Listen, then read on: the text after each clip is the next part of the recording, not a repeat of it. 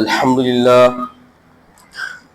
لله رب العالمين نحمده ونستعينه ونستغفره ونؤمن به ونتوكل عليه ونعوذ بالله من شرور أنفسنا ومن سيئات أعمالنا من يهده الله فلا مضل له ومن يضلل فلا هادي له وأشهد أن لا إله إلا الله وحده لا شريك له وأشهد أن محمدا رسول الله صلى الله تعالى عليه وسلم عبده ورسوله اللهم صل على سيدنا محمد وعلى آله وصحبه أفضل صلواتك وعدد معلوماتك وبارك وسلم فقد قال الله تبارك وتعالى في شان حبيبي وعظمة النبي صلى الله تعالى عليه وسلم وعامر لجميع المؤمنين والمؤمنات تعظيما وتكريما إن الله وملائكته يصلون على النبي يا أيها الذين آمنوا صلوا عليه وسلموا تسليما اللهم صل على سيدنا محمد وعلى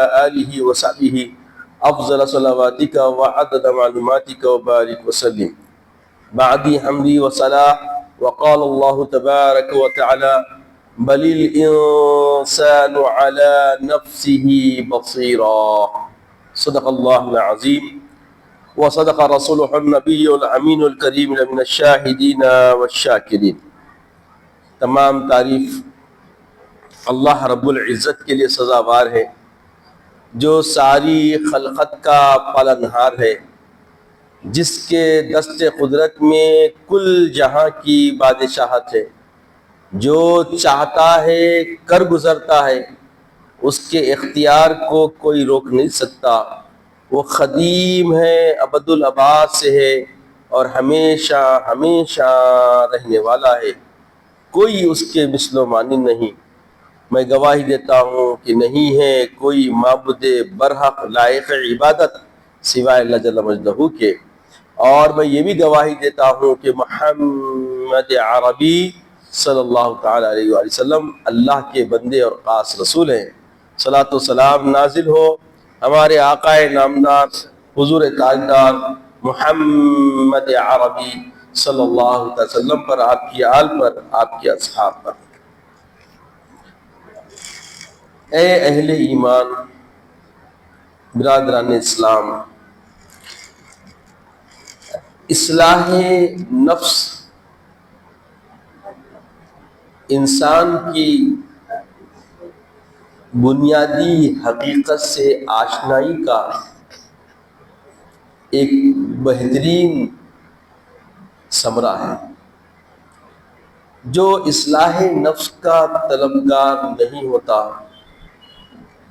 اس کی زندگی عموماً آزمائشی ہو جاتی ہے، اور جو چاہتا ہے کہ زندگی آزمائش میں نہ پڑے تو اسے چاہیے کہ وہ اپنے نفس کا محاسبہ کرتا رہے. اور نفس کا محاسبہ کیا ہے؟ نفس کا محاسبہ کیا ہے؟ نفس کا محاسبہ کیسا کیا جاتا ہے؟ نفس کا محاسبہ یہ ہے کہ آدمی دنیا کے ہنگاموں سے ہٹ کر اہل دل کے آئینے میں خود کو دیکھے، اپنے آپ کو اہل دل کے آئینے خانے کی طرف رخ کر کے تلاش کرے کہ میری حقیقت کیا ہے، میں اللہ کے سامنے کہاں کھڑا ہوں.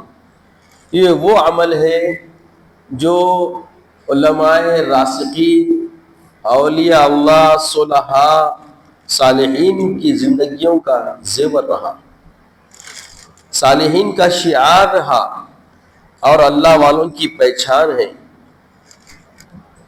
عزیزوں اور بزرگوں، اللہ رب العزت ارشاد فرماتا ہے بل الانسان علی نفسہ بصیرہ.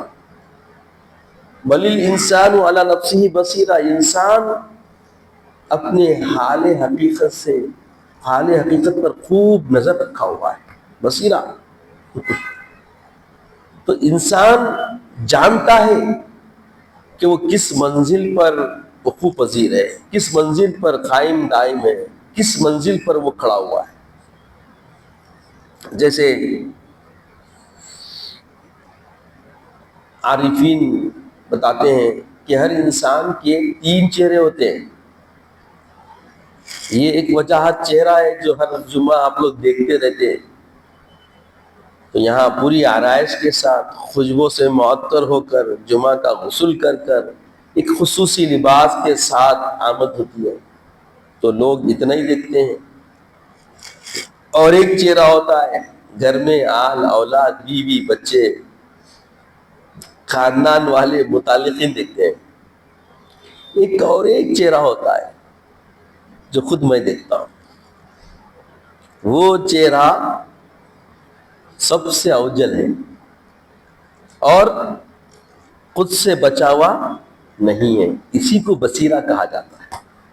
بلی انسان علی نفسہ بصیرہ. جو حقیقی چہرہ ہوتا ہے وہ چہرہ کوسا ہوتا ہے؟ یہ جمعہ والا نہیں. وہ گھر میں بیوی بچے جو دیکھتے ہیں وہ بھی نہیں. معاشرے کے درمیان جو چیل پیل ہوتی ہے یہ چہرہ حقیقی چہرہ نہیں ہوتا. حقیقی چہرہ تنہائی میں ملتا ہے. حقیقی چہرے سے آشنائی ہو جاتی ہے تو سمجھ لیجئے وہی معرفت کی منزل ہوتی ہے. وہی معرفت کی پہلی منزل ہوتی ہے. جس کا چہرہ بارعنق ہو خوب روح ہو اور جس سے آنکھ ملانے میں کوئی تردد نہ ہو تو سمجھ لو کہ بندگی کامیابی کی منزلیں طے کر رہی ہے. اور جہاں ندامت آزردگی کف افسوس کی کیفیت پیدا ہو جائے تو سمجھ لو کہ طلب اصلاح کی ضرورت ہے اور اپنے آپ کو سینچنے اور سنوارنے کی ضرورت ہے. عزیزوں اور بزرگوں، جیسا کہ آپ حضرات سمجھ سکتے ہیں کہ آج کا میں عنوان جو باندھا ہوں وہ ہے محاسب نفس. چونکہ ابھی ہم نصف شعبان سے گزرے ہیں. یہ ایک سوغات ہوتی ہے انسان کو اپنے آپ کو تیار کرنے کی. جیسے بہار کا جب موسم آتا ہے تھوڑی سی آبیاری تھوڑی سی نگہداشت سے پھلدار درخت بن جاتے ہیں. جو پودے اجڑے ہوئے ہوتے ہیں وہ سنور جاتے ہیں. جو بالکل مرنے کی ڈگر پر ہوتے ہیں پودے موسم بہار میں تھوڑی نگہداشت سے ان کو حیات مل جاتی ہے. تو عزیزوں اور بزرگوں، یہ موسم بہار انسانوں کو سینچنے سنوارنے کے لیے آتا ہے. تو رجب کے ماہ سے ہی بہار کی ہوا شروع ہوئی. شعبان میں بہار کے اندر بالکل خوب روح انداز میں ماحول بن گیا اور رمضان میں لہلہاتی اعمال کی کھیتی تیار ہونے والی. تو یہ موسم ہے اپنے آپ کو بندگی کی اس ڈگر پہ لے جانے کا جہاں پہ اللہ کی رضا طلبی کی راہیں آسان ہو جاتی ہے. اس مقام پر لے آنے کا جہاں سے خدا کی قربت کی راہیں ہمارے لیے ہموار ہو جاتی ہے. اس مقام و منزل کو حاصل کر کے وہاں پر متمکن ہونے کا جہاں سے رضا طلبی کی ڈگر کی طرف راہ ہموار ہوتی ہے. یقیناً غفلتیں انسان ہی کو آیا کرتی ہے. یقیناً گناہ انسان ہی سے ہوتے ہیں کیونکہ انسان کا جو خمیر ہے انسان کی جو حقیقت ہے اس کے بارے میں بتایا گیا الانسان مرکب بین الخطأ والنسیان. انسان ان چیزوں سے مرکب ہے. اس کو تخلیق جو کی گئی ہے 2 چیزیں اس میں رکھی گئی ہے. یا تو غفلت کرتا ہے یا تو گناہ کر بیٹھتا ہے. تو گناہ ہو چکا ندامت کے موقع ملے اور غفلت میں ہے تو بیداری کی بہار آ چکی ہے. ہر اعتبار سے بندہ مومن سنورنے کی ڈگر پہ آنے کے لیے اس کو اللہ نے راہیں دیے جس میں سے شعبان کا مہینہ. شعبان کا مہینہ بڑا بزرگ مہینہ ہے اس لیے اس کو شعبان المعظم کہتے ہیں.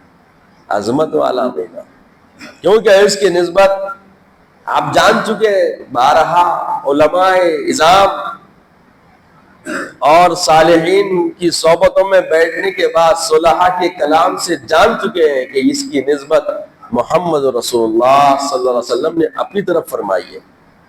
شعبان شہری فرمایا میرے آقا نے، شعبان میرا مہینہ ہے۔ تو جیسے ہم ذات محمد رسول اللہ کی اکرام میں اپنے آپ کو لگا دیتے ہیں، ایسے ہی ان کے اس نسبت والے مہینے کا اکرام کر کے، اس کی عظمت کے قائل ہو کر، کردار سے سنور کر، خدا تعالیٰ کی رضا جوئی کے طالب بن کر، خدا کی بزرگی کو جانتے ہوئے اس راہ کی طرف ہم اپنے آپ کو لگا دیں تو سمجھ لیں کہ سنورنے کا موقع مل گیا۔ غفلت سے نکلنے کے لیے پھر کوئی لمحے زندگانی آنے والے نہیں، کیونکہ زندگی کی وفا کا کوئی بھروسہ کسی کو نہیں، یہ حقیقت ہے۔ پل بھر کا معاملہ رہتا ہے، دم بھر کی زندگی رہتی ہے، اس کے بعد پتہ نہیں کون کیا کس منزل پہ چلا جائے گا۔ تو آنے والی منزل اگر اچھی چاہتے ہیں ہم، تو ہمیں چاہیے کہ یہاں سے اچھائی لے کر جائیں، اور اچھائی کسی کی عطا کی ہوئی نہیں ہوتی ہے، خود کی بوئی ہوئی ہوتی ہے۔ ہماری اپنی خودی سے ہم اس کو حاصل کرنا، یہ زندگی کا خزینہ ہوا کرتا ہے، اور یہ اصول ہے، یہ ضابطہ ہے۔ جب تک ہم اپنے آپ کو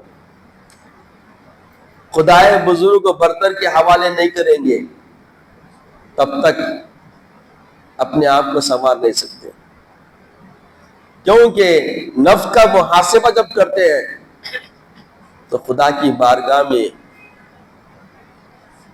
خوف کی پہلو ہم پر طاری ہو جاتے ہیں، اور اس خوف والی کیفیت میں جب ہم اللہ کی بارگاہ میں سوال کرتے ہیں، گریہ وزاری خود بخود طاری ہو جاتی ہے۔ اور یہ ادائے رب کو بہت پسند ہے، کیونکہ اللہ تبارک و تعالیٰ کو دو خطرے بہت محبوب ہے۔ ایک وہ جو اس کی رضا میں، اس کی خاطر، اس کی عظمت کا اکرام کرتے ہوئے اس کی راہ میں شہید ہوتا ہے، اور شہید ہونے والے خون کے پہلے خطرے کو اللہ بہت پسند فرماتا ہے۔ اور دوسرا خطرہ انسان کی ندامت میں آ کر جب وہ اشکبار ہو کے اپنے آنکھوں سے آنسو نکالتا ہے، تو وہ آنسو کا خطرہ اللہ کو بہت پسند ہے۔ عزیزوں اور بزرگوں، یقیناً شعبان کی 15ویں شب جو ہم نے گزاری ہے، تو کوئی تو لمحہ آیا ہوگا، کوئی تو سما ایسا بنا ہوگا جس میں خدا یقیناً ہماری مغفرت فرما دیا ہوگا۔ چونکہ آقا علیہ السلام نے فرمایا، جب اماں عائشہ نے سوال فرمائی تو فرمایا کہ بنو کلیب کے بکریوں کے ریوڑ کے روؤں کے مانند اللہ مغفرت فرماتا، تو یقیناً وہ وہاب عطا کرنے والے حنان منان نے ہماری مغفرت فرماتی ہوگی۔ تو اب اپنے طور پر ہمیں اب کوشش میں لگے رہنا ہے کہ غفلت میں نہ جائیں۔ غفلت کی زندگی گزر چکی، اب ہمیں کرنا کیا ہے؟ کرنا یہ ہے اپنے نفس کا محاسبہ۔ نہ یہاں کوئی سیاسی فکر کی طرف تلقین کی جا رہی ہے، نہ کوئی ایسی بات کی جا رہی ہے جو بالکل ضائع کر دی جائے، بلکہ بات تو یہ ہے کہ اسی فکر سے دنیا بھی سنورے گی اور عقبیٰ کی نعمتیں تمہارا انتظار کر رہی ہوگی۔ اگر یہ فکر ہمیں نہ آئے تو آنے والے لمحوں میں وہ کھیتی تیار نہیں ہوگی جس کے ملنے کے بعد انسان اپنے آپ میں راحت محسوس کرتا ہے۔ وہ کھیتی کے اگر طالب ہیں آپ، تو بس یہ لمحے زندگانی میں محاسبہ کرنے کی ضرورت ہے۔ محاسبہ کس بات کا؟ حضرت سیدنا عمر فاروق کی زندگی آتی ہے، آپ خلیفۃ المسلمین ہیں، اور آپ کا یہ شعار تھا کہ جب سب گداز بستروں میں چلے جاتے اور رات کی تاریکی چھا جاتی، تو آپ اپنے آپ کو بھیڑ بدل کر ریا کے اندر نکلتے، جانچنے کے لیے جاننے کے لیے، دیکھنے کے لیے کہ ان کا حال کیا ہے۔ اور مشہور واقعہ ہے کہ ایک خاتون جس کے گھر میں چراغ روشن، آج کی طرح نہیں کہ روشنی میں لوگ آرام کرتے ہیں، سارے گھر کے لائٹاں کھلے رہتے۔ اسراف کی جو غفلت ہے یہ واقعے میں بیداری مل جاتا ہے۔ یعنی ماضی کے احوال یہ تھے کہ چراغ وغیرہ سب گل کر دیتے، کوئی چیز ضائع نہیں ہونا۔ انسان جب سب آرام میں آ گئے، روشنی کی ضرورت کیا ہے؟ روشنی ایک ضرورت ہے، اور جب ضرورت کی کوئی چیز، کوئی لمحہ نہ ہو، اگر وہ چیز استعمال میں آئے تو وہ اسراف کہلاتا۔ اس طرف ہماری نظر نہیں جاتی، مگر یہ ایک نقطہ ہے جو اس واقعے میں ہم کو مل رہا، لینے کی ضرورت ہے کہ جب رات ہو جاتی ہے، سب گھر کے لوگ آرام کرتے ہیں، تو کام کیا ہے؟ نیچے اپنی پارکنگ سے لے کر اپنے کمروں تک سب لائٹ کیا ہونا چاہیے؟ بند ہونا۔ اور ماضی میں ہوتا تھا، 0 بتی کے بلب لگایا کرتے تھے لوگ۔ اب حالات بہت بدل گئے، کس کس پہلو پہ رہنمائی کی جائے، کس کس پہلو پہ بتایا جائے، سمجھایا جائے، بہت مشکل ہے۔ بہرکیف دیکھیے کہ چراغ روشن ہے تو آپ کو بے چینی ہو گئی کہ معاملہ کیا ہے۔ جب قریب ہوئے تو دیکھا کہ بچے بل بلا کے رو رہے ہیں۔ عورت سے پوچھا کہ معاملہ کیا ہے؟ دیکھیے کہ ایک چولہا چل رہا ہے، اس کے اوپر ایک ہنڈی رکھی ہوئی ہے۔ بولے ہنڈی میں کیا ہے؟ بولے ہنڈی میں پتھرے اور پانی ہے، اور امیر المومنین کے ظلم سے بچوں کو تسلی دینے کے لیے میں ایسا کر رہی ہوں۔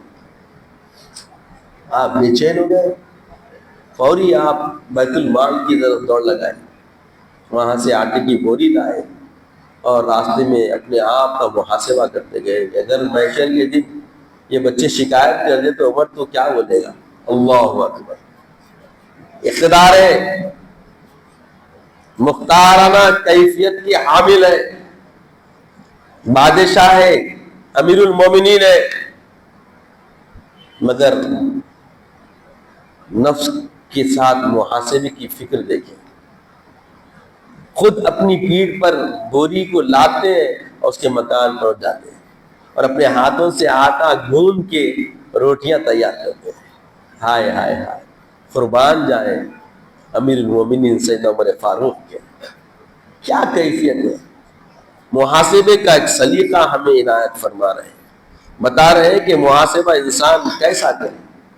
عزیزوں اور بزرگوں، آج ہماری حالت کیا ہے؟ ہم کس طرف پڑے ہوئے ہیں؟ اپنے نفس کو کٹہرے میں کھڑا کرنا اور اپنے آپ کو اللہ کی بارگاہ میں آنے والے محاسبے، آنے والے گرفت سے بچانے کے لیے مستعد ہو کر رجوع ہونا، اگر یہ سیکھنا چاہتے ہو حضرت سیدنا عمر فاروق کو، امیر المومنین ہونے کے باوجود کیا عاجزی، کیا انکسار۔ حضرت حسن بصری کا قول اس بارے میں، حضرت حسن بصری فرماتے ہیں کہ مومن اپنے نفس پر ایسا نگہبان ہوتا ہے، ایسا نگہبانی کرنے والا ہوتا ہے کہ جیسے تاجر اپنے شریک پر نگہبانی رکھتا ہے۔ اگر کوئی شراکت داری سے کاروبار کر رہا ہے تو دیکھتا ہے کہ نہیں کیا کر رہا، اور فاجر اپنے نفس کے ساتھ غفلت میں ہوتا ہے۔ تو آج کہیں ہم فاجروں کی فہرست میں تو نہیں ہے؟ غفلت صرف فاجر سے ہوا کرتی ہے۔ اور ایک مرتبہ کسی نے پوچھا، حضرت نجات کیسے ملے گی؟ نجات حاصل کرنے کا طریقہ کیا ہے، سلیقہ کیا ہے؟ پوچھا گیا، فرمایا جب تک آدمی اپنے نفس کا محاسبہ نہ کرے وہ ہلاک ہونے سے نہیں بچ سکتا۔ تو ہلاک ہونے سے بچنا چاہتے ہیں اگر ہم، تو ہمیں چاہیے کہ ہم اپنے نفس کا محاسبہ کریں، اپنے آپ کو دیکھیں۔ ہم دوسروں کے اعمال پر نظر رکھتے ہیں، ہماری نگاہ ٹک جاتی ہے، مگر اپنے اعمال پر ہم خود اپنی ذات سے پردہ ڈالتے ہیں۔ اتنا ہی نہیں کہ ہم ہر کسی کی عیب جوئی میں نمبر 1 ہے، اور خود بینی حقارت پڑی ہوئی ہے، خود بینی سے بہت دور ہے۔ اور ایک موقع پہ حضرت فضیل بن عیاض کے بارے میں آتا ہے کہ حضرت فضیل بن عیاض جب رات کو تنہا میں ہوتے، اکیلے ہوتے، تو خود سے مخاطب ہو کر کہتے، اے فضیل، تو لوگوں کے سامنے نیک بنتا ہے۔ حضرت فضیل بن عیاض رحمۃ اللہ علیہ اپنے آپ سے مخاطب ہوتے اور فرماتے کہ اے فضیل، تو لوگوں کے سامنے نیک بنتا ہے، مگر اللہ کے سامنے تیرا حال کیا ہے؟ یہ کہہ کر اتنا روتے کہ داڑھی آنسوں سے تر ہو جاتی۔ پوچھا گیا کہ حضرت آپ اتنا روتے کیوں ہیں؟ آپ کے اتنا رونے کا سبب کیا ہے؟ سوال کیا گیا، اس خوف سے کہ کہیں میرا نفس مجھے دھوکہ نہ دے دے، اسی لیے روتا ہوں۔ رونے کی وجہ بتاتے ہیں، اس خوف سے کہ کہیں میرا نفس مجھے دھوکہ نہ دے دے۔ عزیزوں اور بزرگوں، امام احمد بن حنبل بہت بڑے امام گزرے، آپ کو کون نہیں جانتا؟ زندگی بھر آقائے دو جہاں صلی اللہ علیہ وسلم کی سنت کی خدمت کرتے رہے، وفات کے وقت بار بار کہتے، ابعد ابھی نہیں۔ پوچھا حضرت کس سے بات کر رہے ہیں، کس سے یہ خطاب ہو رہا ہے؟ فرمایا شیطان کہتا ہے احمد تو بچ گیا، اور میں کہتا ہوں نہیں ابھی نہیں، جب تک آخری سانس نہ نکل جائے اس وقت تک اس بات کا یقین نہیں کہ میں سلامتی سے گزر گیا۔ اللہ اکبر۔ عزیزوں اور بزرگوں، یہ لمحے اپنے آپ پہ بڑی باریک بینی سے اپنے آپ کو سنوارنے کے لیے گاڑ دینے کی ضرورت ہے۔ اپنی نگاہوں کا ایسے گاڑ دے اپنے آپ پر کہ خود بینی آسان ہو جائے۔ اور یہ دیکھیے طریقہ کار اسلاف کا کیا رہا، کیسے انہوں نے اپنے آپ کو سینچا۔ حضرت سیدنا عمر فاروق رضی اللہ تعالی عنہ کا فرمان ہے، حاسبوا انفسکم قبل ان تحاسبوا، اپنے نفسوں کا تم محاسبہ کرو قبل اس کے کہ تمہارا محاسبہ کیا جائے۔ وزنوا قبل ان توزنوا، اپنے آپ کو تول لو قبل اس کے کہ پروردگار محشر میں تمہیں تولے۔ تو یہ جو حضرت سیدنا عمر فاروق کا قول ہے ہمیں رہبری کرتا ہے، ہمارے لیے رہنمائی کے خطوط کو بالکل آسان کر دیتا ہے کہ محاسب یعنی اللہ تعالی ہمارا حساب لے، اس سے پہلے ہم اپنا آپ کو دیکھیں، اپنا محاسبہ کریں۔ اور جب ہم ایسا کرنے لگتے ہیں زندگی ہلکی پھلکی ہو جاتی ہے۔ خوف اس بات کا نہیں ہوتا کہ کون کیا بولیں گے، اگر خشیت بھی پیدا ہوتی ہے تو اس بات کی کہ رب ہم سے کیا محاسبہ کرے گا، رب کا حساب و کتاب کیسا ہوگا۔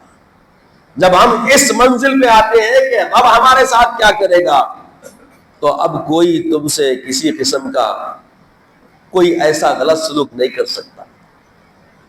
یہ سارے جھمیلے ادھر سے نظر ہٹنے پر ہے، اور ہماری نظریں شاید ہٹی ہوئی ہو، تو ہمیں حقیقت بینی کی طرف حقیقی طور پر رجوع ہونے کی ضرورت ہے۔